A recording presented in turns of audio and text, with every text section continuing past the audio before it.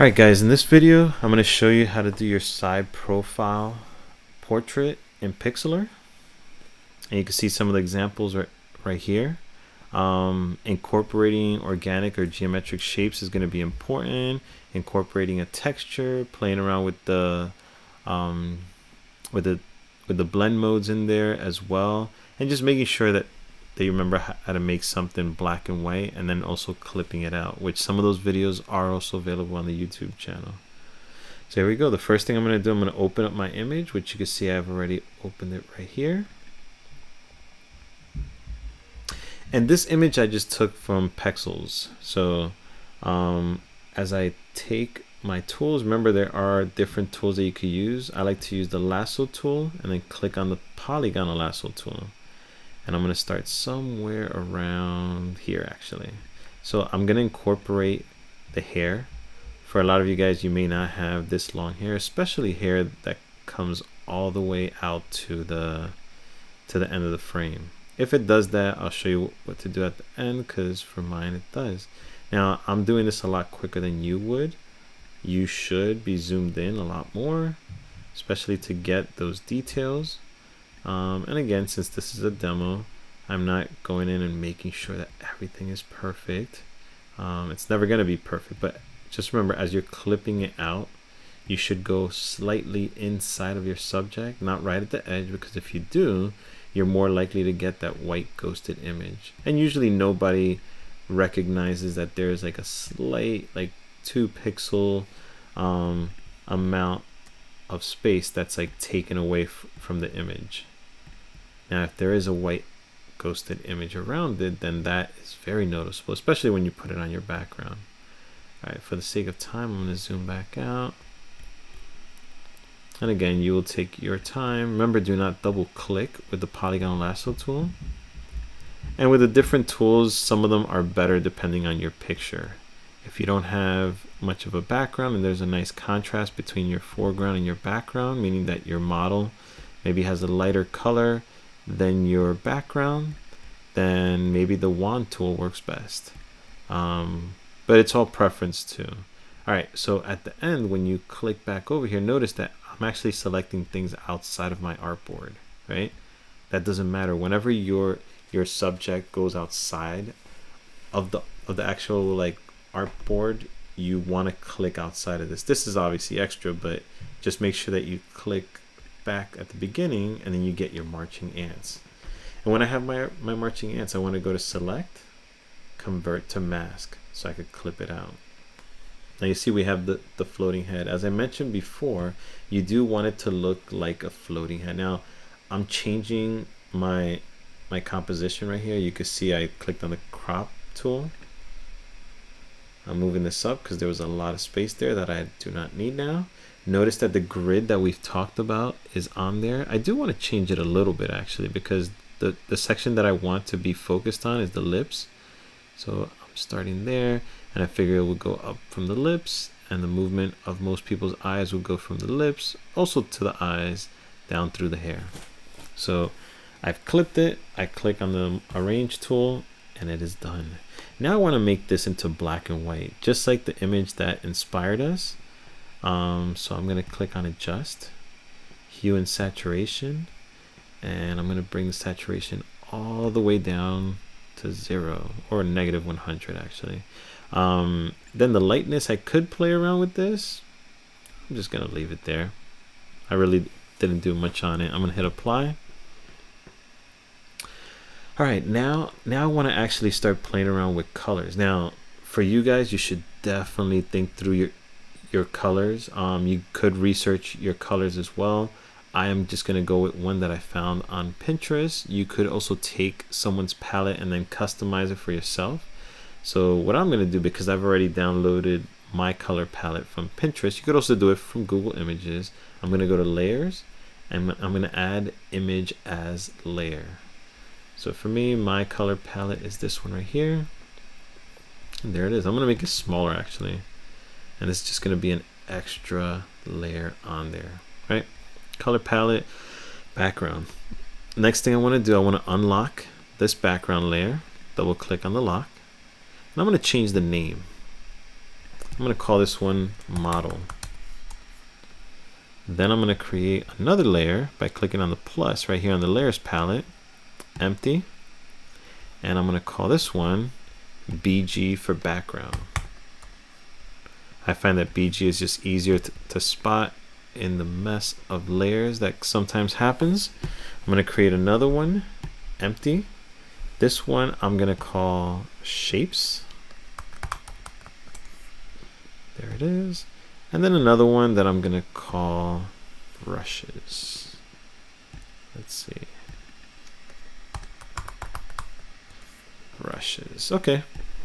So for my background layer, I want to click, well, I want to click on it once. This tells me that my BG layer, which is my background layer, is selected. Now I click on my fill tool here on the toolbar. And if I hold control, I get an eyedropper. For you guys, it might be option or shift, but just play around with it. Like whenever I click control, I can actually get the eyedropper. I want my background to look like this one. So again, still with the fill tool, I can just click because I have my background selected or my BG selected, and there it is. Now I want to create shapes in this layer, so I want to select it right now. The thing about shapes, here's the thing, the shapes are right here. There's a few things. You want to put your strokes to 0, and the color on the on the background, not the foreground, is actually what colors in. So if I wanted a triangle in this yellow, there it is. But I'm going to Command Z. If I wanted it in a different color, I could again hold control. Again, for some of you guys, a different color, different key, it might be option or shift. I could eyedrop right there, and then I have to switch it. Like if I want my blue to actually be my shape color, I switch it. Now my blue is in the background.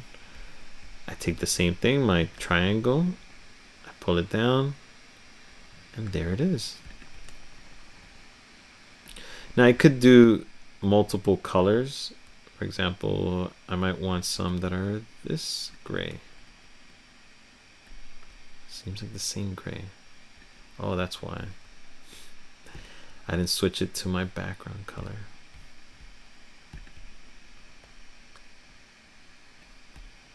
There's one. Now don't worry about my color palette being there. I know you can see it now, but I could just hide that layer. I'm using it just as a resource right now. There you go. I could also apply any of these other circles or triangles. Now here's the other thing. I'm getting ovals right now. If I hold shift, I could get a perfect circle. And this also applies to other shapes as well. Alright, I'm holding shift. Yep. Doing a big one over here. There you go. I'm gonna put just maybe one more. That's a circle, but I'm gonna do it in this color.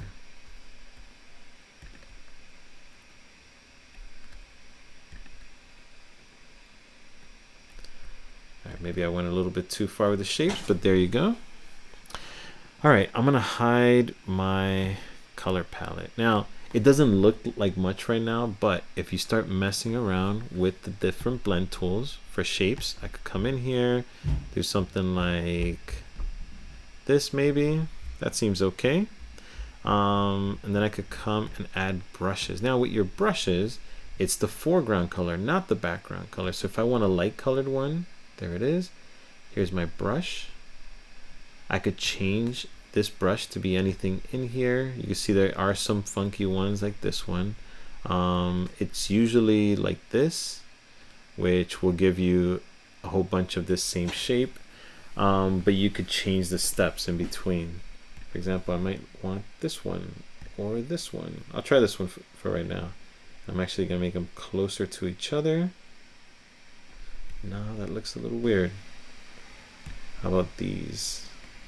I'm gonna make them closer. There, make this bigger. There you go. All right, so now I'm gonna add this shape as a brush. There it is.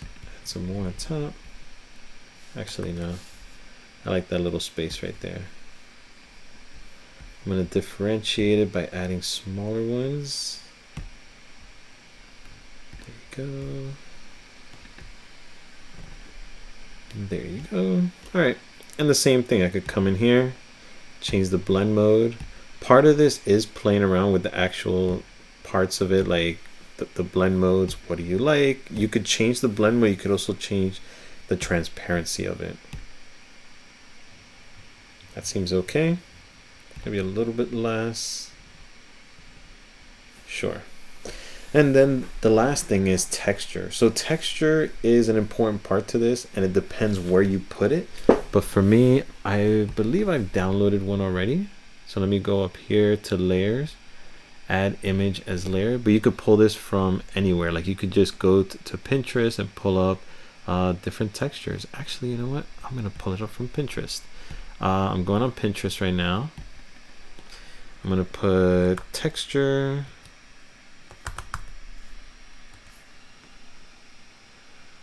And you'll see a bunch of different ones. The paint ones definitely work well. You could choose any texture you want to play with, a multitude of them. I love this one. That's just mushrooms.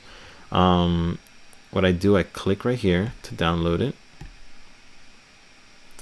And then I could go back into Pixlr. I'll go into layers, add image as layer.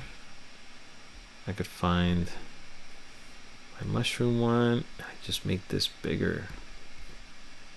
Right, I'm making it as big as I can, and then I'm going to change the blend mode. Now it's all the way on top right now, but I'll show you what it looks like in different ways. So that looks pretty cool. If I move it to the layer that's, close this, the layer that's behind my model, then it only applies it to the background. So if you look closely, you can see I have texture on everything below that, which is just the background, and then my model is still high from it. You could save it first as a JPEG and then as a PXD. Remember to name it like it says on the assignment, first name, last initial. All right. Hit download and then PXD, and then hit download it again. But again, the file name, saving as a JPEG and as a PXD. All right.